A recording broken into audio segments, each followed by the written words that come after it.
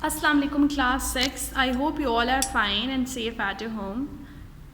Today is today is 19th of May 2021 and the day today is Wednesday. So first of all let's revise our previous lesson and then we'll talk about our today's lesson. Yes, Manha, what we discussed in our last lesson? Yes, we started our chapter number 3 that says about electrical circuits.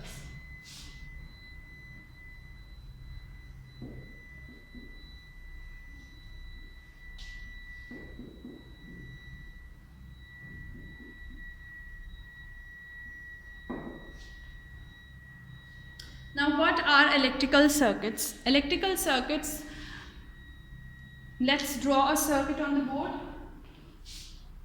This is a switch.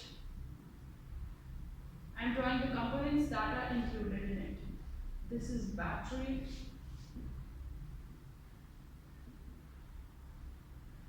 There comes crocodile cats.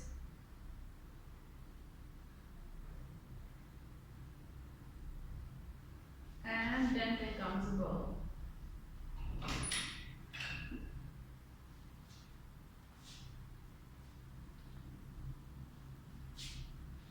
So all these four things are the components of a circuit. This is bulb.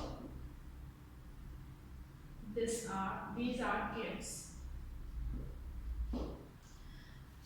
To make electricity run through a certain circuit, these are the following requirement कि एक switch होना बहुत ज़्यादा ज़रूरी है, फिर एक battery का सोर्स होना बहुत ज़रूरी है, फिर क्रोकोडाइल क्लिप्स उस स्विच को उस जो सर्किट है उसको कनेक्ट और डिस्कनेक्ट करने के यूज़ होंगे और अल्टीमेटली हमें एक बल्ब चाहिए जिससे हम चेक कर सकें कि आइदर बैटरी का सोर्स ठीक है, बैटरी वर्क कर रही है या नहीं कर रही.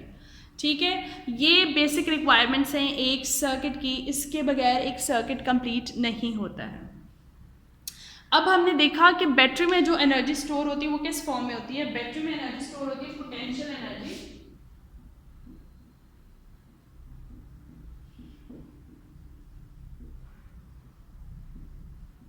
जो कि आगे कन्वर्ट होती है electrical energy.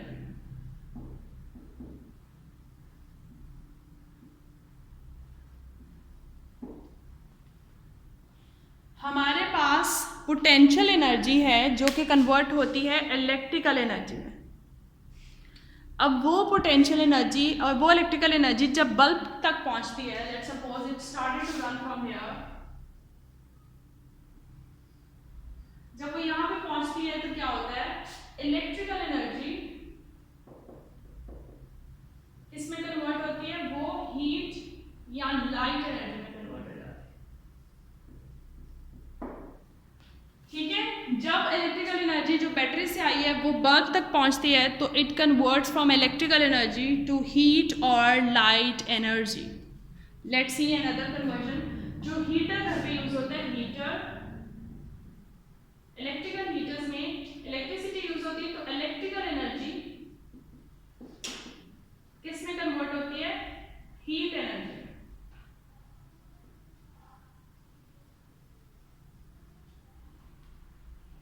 These are following basic conversions of heat from one source to another source.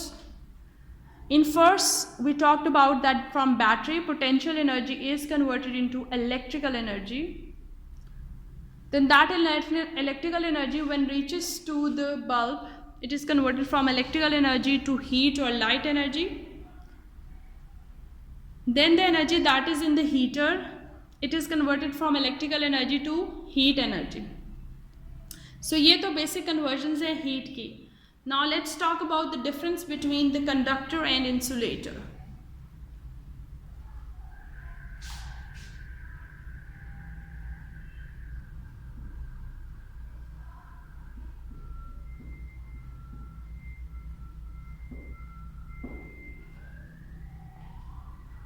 What are conductors? Conductors are the material that allows heat to pass through it. वो हीट को पास करने देते हैं. Whereas जो insulator हैं, insulator heat को पास नहीं होने देते. क्या है? Conductors are the material that allows heat to pass through it, whereas insulator doesn't allow any heat to pass through it. इसकी एग्जाम्पल अगर हम देखते हैं तो copper is a good example of conductor, whereas wood is a good example of insulator. अब इस आपके chapter में इलेक्ट्रिकल कंडक्टर और इलेक्ट्रिकल इंसुलेटर्स की बात हुई है. Electrical conductors means those materials that allow electricity to pass through it. ठीक हो गया.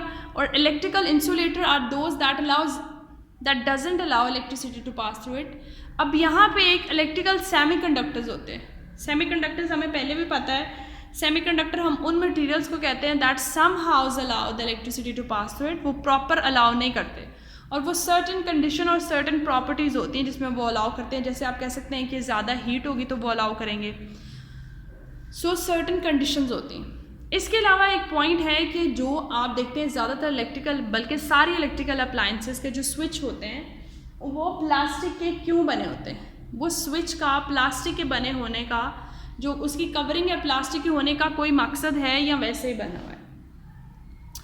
अब देखें आप, हम स्विच लगाते हैं वो प्लास्टिक के बने होते हैं लेकिन उसके अंदर वायर्स होती हैं. वायर में क्या होती है? इलेक्ट्रिसिटी रन करती है. और स्विच क्या है? स्विच जो है वो प्लास्टिक के बने हुए और plastic insulator.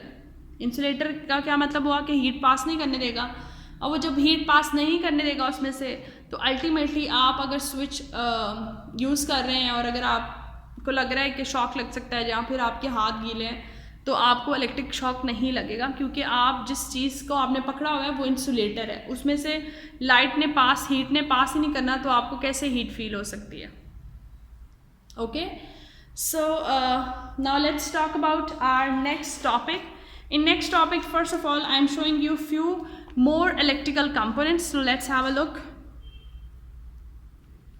The first electrical component that is in front of you, this is wire. अब आपको पता है कि वायर एक बहुत ज़्यादा इम्पॉर्टेंट सोर्स है इलेक्ट्रिकल सर्किट्स का. इसके बगैर तो इलेक्ट्रिकल सर्किट बन ही नहीं सकता. देन कम सेल्स और द बैटरी. सेल्स और बैटरी भी बहुत ज़रूरी है. वो एक सोर्स प्रोवाइड करते हैं. They gives the source to your circuit. और इसकी वजह से फिर आगे उन्होंने लैंप या बल्ब की बात की है. अगर आपका सोर्स वैलिड होगा तो ही लैंप या बल्ब जो है वो टर्न ऑन हो सकता है. फिर मोटर भी यूज़ होती है उसको रन करने के लिए. बज़र है, बल्ब है, बल्ब और बज़र, बेल और बज़र का भी यही मकसद है. जैसे हम देखो, हम हमारे घर पे लाइट बल्ब बेल लगी होती है तो लाइट आती है तो बेल रिंग होती है, अदरवाइज़ वो रिंग नहीं होती. Then switches. ये switches turn off turn on के लिए कि अगर आपने टर्न ऑन करना है तो आप इस स्विच को कनेक्ट कर देंगे और अगर आपने टर्न ऑफ करना है तो आप इसका कनेक्शन ख़त्म कर देंगे. अब इसके अलावा कुछ और स्विचेस की भी बात की गई है. जो बेल स्विच होता है, बेल का स्विच कैसे बना होता है? बेल का स्विच, लेट्स सपोज एक स्विच है. सो बेल का स्विच ना यहाँ पे एक सेंटर में होता है, यहाँ कभी कभी नीचे भी होता है. अब ये जब आप प्रेस करेंगे तो ये बेल बज जाएगी और फिर ये ऑफ हो जाता है. तो बेल के जो स्विचेस होते हैं वो मोस्टली ऑफ होते हैं और उसको जैसे आप पुश करते हैं तो वो ऑन हो जाते हैं और उसके बाद वो दोबारा ऑफ हो जाते हैं जब आप अपना थंब या अपना फोर्स जो है ख़त्म कर देते हैं वहाँ पे. इसके बाद एक रीड स्विच होते हैं, REED, रीड.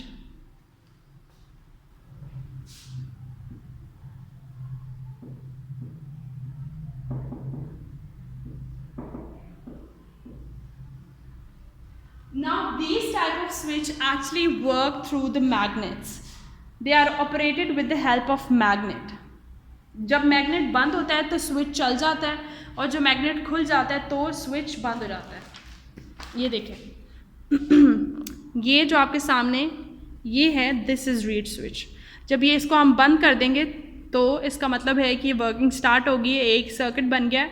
और जब ये ओपन होगा इसका मतलब है सर्किट ब्रेक हो गया है और अब जो है वो लाइट या एनर्जी पास नहीं होगी. The questions that you have to do, first of all you have to draw the symbols. अब symbols कहाँ से आपने draw करने? मैंने अभी आपको एक टेबल दिखाया था. Draw the symbol of bulb, a motor, a buzzer and a bell. क्या करना है आपने symbols draw करने हैं bulb का, motor का, buzzer का और bell का. Then नीचे question number 2 है, list the energy that takes place in the following electrical components: buzzer, lamp, motor and battery. Battery का मैंने आपको बताया है, बाकी हम डिस्कस कर लेते हैं कि कौन कौन सी एनर्जी की कन्वर्जन इनमें होती हैं।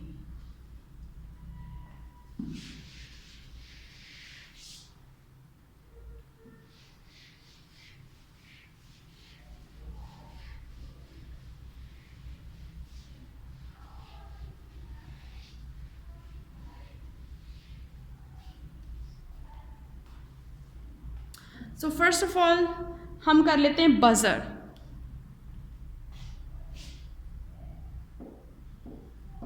बजर एक बेल को भी कहते हैं। अब इसमें जो है वो इलेक्ट्रिकल एनर्जी किसमें कन्वर्ट होती है?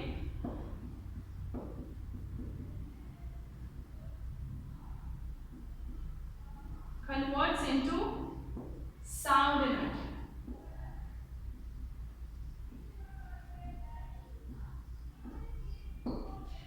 बजर में क्या होता है, जो इलेक्ट्रिकल एनर्जी है वो साउंड एनर्जी में कन्वर्ट हो जाती है। किस में कन्वर्ट हो जाती है? साउंड एनर्जी में कन्वर्ट हो जाती है। So in a buzzer electrical energy is converted into sound energy. So अब हम लैंप की बात करते हैं। लैंप में इलेक्ट्रिकल एनर्जी होती है जो पीछे से आ रही होती है और वो कन्वर्ट हो जाती है हीट और लाइट एनर्जी।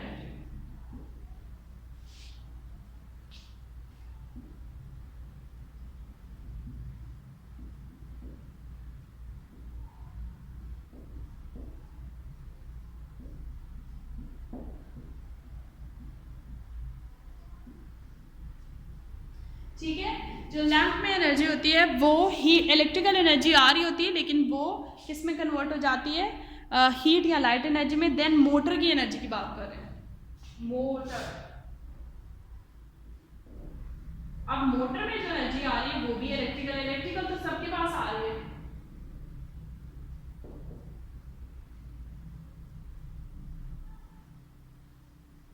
और वो कन्वर्ट होगी काइनेटिक एनर्जी।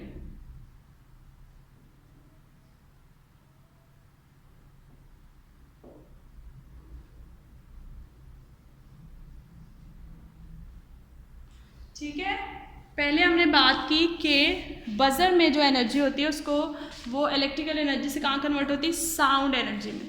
फिर लैंप में जो एनर्जी होती है वो इलेक्ट्रिकल एनर्जी में से कन्वर्ट होती है हीट या लाइट एनर्जी में।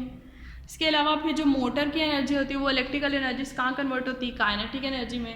अब लास्ट है बैटरी। अब बैटरी का आप लोग मुझे बताएं कि किस में कन्वर्ट होगी? बैटरी का हम यहाँ लिख देते हैं।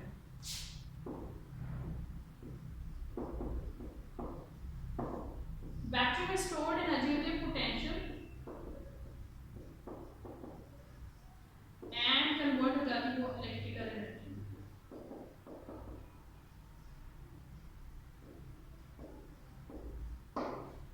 Clear? Now let's see what we discussed up till now. So first of all हमने यहाँ पे कन्वर्जन्स की बात की कि एनर्जी की जो कन्वर्जन्स हो रही होती हैं, तो बजर में जो एनर्जी होती है वो इलेक्ट्रिकल एनर्जी। अब कैसे इलेक्ट्रिकल एनर्जी? देखो, लाइट आ रही होती है तो आपकी बेल जो है वो अगर लाइट आ रही होती है तो आपकी बेल रिंग होती है, और अगर लाइट नहीं आ रही होती तो नहीं होती। तो अब देखो, जब लाइट आ रही है इसका मतलब है इलेक्ट्रिकल एनर्जी तो उसको मिल रही है। अब वो एनर्जी आगे किस फॉर्म में कन्वर्ट होगी? वो आगे से साउंड एनर्जी में होगी। अब साउंड एनर्जी का मतलब क्या है कि आपको बाद में सुनाई देता है कि भाई बेल बजी है, बाइक हुआ है, चलो देखते हैं। Next come the lamp. Lamp में कौन सी एनर्जी? इसमें भी देखें आपकी इलेक्ट्रिकल एनर्जी प्रोवाइड होती है, तो जो उसके अंदर बल्ब है वो टर्न ऑन होता है। अब वो इलेक्ट्रिकल एनर्जी आगे किस में कन्वर्ट होगी? हीट या लाइट। अब उसको हम हीट क्यों कह रहे हैं? आप देखते हैं जब बल्ब ऑन होता है तो उससे थोड़ी सी हीट भी प्रोड्यूस होती है। सो इस वजह से हम उसको हीट या लाइट एनर्जी कह रहे हैं। एंड नेक्स्ट है मोटर में। मोटर में भी इलेक्ट्रिकल एनर्जी होती है। अब काइनेटिक एनर्जी आप पूछो टीचर काइनेटिक एनर्जी क्या है? काइनेटिक एनर्जी वो एनर्जी है जो जब कोई चीज़ मूव करती है ना, जब कोई चीज़ मोशन में होती है तो तब प्रोड्यूस होती है। सो मोटर में इलेक्ट्रिकल एनर्जी होती है जो अल्टीमेटली काइनेटिक एनर्जी में कन्वर्ट हो जाती है। देन लास्टली हमने बात की बैटरी की। अब बैटरी में पोटेंशियल एनर्जी होती है जो किस में कन्वर्ट हो जाती है? इलेक्ट्रिकल एनर्जी में कन्वर्ट हो जाती है। पोटेंशियल एनर्जी वो होती है जो एक हाइट और स्टोरेज के लिए यूज़ होती है, तो वो स्टोर्ड होती है एनर्जी बैटरी में, इसलिए वो पोटेंशियल एनर्जी से कन्वर्ट हो जाती है इलेक्ट्रिकल एनर्जी में। Is it clear students? So let's revise that what we discussed in our today's lesson. Amna, you will tell me what we discussed. Yes, in our today's lesson we talked about more electrical components. Now one by one tell me the names. The first component was wire, good. Next was cell or battery. After this was bulb. Then comes the motor, buzzer or bell, and lastly we had switch. फिर हमने bell के switch की बात की थी कि bell का जो स्विच होता है वो मोस्टली ऑफ होता है और वो ऑन बस उतने मोमेंट के लिए होता है जितनी देर के लिए आप पुश करके रखते हैं उसको, और जैसे आपका hand you pull your hand back तो वो फिर से बटन जो है वो ऑफ हो जाता है, राइट। फिर हमने रीड स्विच की बात की है। रीड स्विच कैसे वर्क करता है? It works like a magnet. So अगर उस मैग्नेट का सर्किट कंप्लीट रहता है तो इलेक्ट्रिसिटी पास होती है, अदरवाइज इलेक्ट्रिसिटी पास नहीं होती है। फिर हमने इन कन्वर्जन्स की बात की है। कन्वर्जन्स क्या है? बजर में कौन सी एनर्जी होती है? बजर में इलेक्ट्रिकल एनर्जी है जो कन्वर्ट होगी साउंड एनर्जी में। फिर लैंप की बात की हमने। लैंप में जो इलेक्ट्रिकल एनर्जी है वो हीट या लाइट एनर्जी में कन्वर्ट होगी। फिर हमने मोटर की बात की है। मोटर में जो इलेक्ट्रिकल एनर्जी है वो किस में कन्वर्ट होती है? काइनेटिक एनर्जी में। देन बैटरी, बैटरी में एनर्जी किस फॉर्म में स्टोर होती है? Now you will tell me, I am not going to tell you. Yes, very good. Battery में होती है पोटेंशियल एनर्जी और वो अल्टीमेटली कन्वर्ट होती है इलेक्ट्रिकल एनर्जी में। सो मैंने आपको बताया आपने कौन से क्वेश्चंस करने। पेज नंबर 54 पे आपका टेस्ट योर सेल्फ है। उस टेस्ट योर सेल्फ में आपने क्वेश्चन नंबर 1 करना है जिसमें आपने ड्रॉ करने सारे कंपोनेंट्स, उनके सिंबल्स ड्रॉ करने। फिर ये कन्वर्जन्स जो मैंने बोर्ड पे कराई हैं, और नेक्स्ट क्वेश्चन करना है। नेक्स्ट क्वेश्चन है why is it important to keep electrical components clean?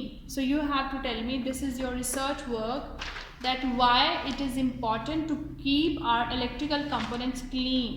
उनको साफ रखना इतना ज़रूरी क्यों है? क्यों हम अपने इलेक्ट्रिकल कंपोनेंट्स को साफ रखते हैं? सो इसका आंसर आपने मुझे बताना है। Okay students, that's all for today. और इसके आपने ना सारे स्विचेस की और इलेक्ट्रिकल कंपोनेंट्स की, इवन बेल का स्विच और रीड स्विच की भी डायग्राम ड्रॉ करनी है, ठीक है। आपका जो ब्लैंक पेज होगा जहाँ पे आप क्वेश्चन आंसर्स लिखेंगे, उसके ब्लैंक पेज पे आपने ये सारी डायग्राम्स ड्रॉ करनी है। मैंने आपकी कॉपीज़ देखी हैं, कुछ बच्चों ने तो ड्रॉ किए हुए हैं लेकिन कुछ बच्चों ने ड्रॉ नहीं की हुई। तो इस दफ़ा जब आपकी कॉपीज़ आएँ या इंशाल्लाह आप स्कूल आएँ तो आपने सारी जो काम जैसे इंस्ट्रक्शंस भेजी होती है वैसे बेटे काम क्या करें। तो मैं अगर आपको कह रही हूँ डायग्राम बना लें तो डायग्राम बना लिया करें। अब डायग्राम बनाने से हमें क्या फ़ायदा, हम क्यों बनाएं डायग्राम? एक तो पहली बात है, जब आप बनाते हो ना तो आपको कभी भी भूलता नहीं है कि वो उसका स्ट्रक्चर कैसा था, और उसके अलावा आपकी कॉपी भी इतनी अच्छी लगती है और आपको डिफरेंट जो मटेरियल्स हैं उनके स्ट्रक्चर का पता चल सकता है, और फिर आप उनको देखें तो आप रिकग्नाइज कर सकते हैं, oh this is a bulb, oh this is a switch. So that's why it's very important to draw the diagrams. And also when you are drawing the diagrams, now when I say draw the diagram, I mean that draw and label it. Okay, a diagram without labeling is nothing. So diagram is the one that is labeled. If there is no labeling, that is not a diagram. Okay students, you have to learn this as well. Page number 53 and 54. Revise this at home and I will upload this video. For question answers, you know, you have to watch the video. I have even explained the answers as well. Carefully watch the video and answer the questions that are mentioned in the video. But still, if you find any difficulty, there's any confusion, you can ask me. I am here to help you out. Allah Hafiz students. Happy learning.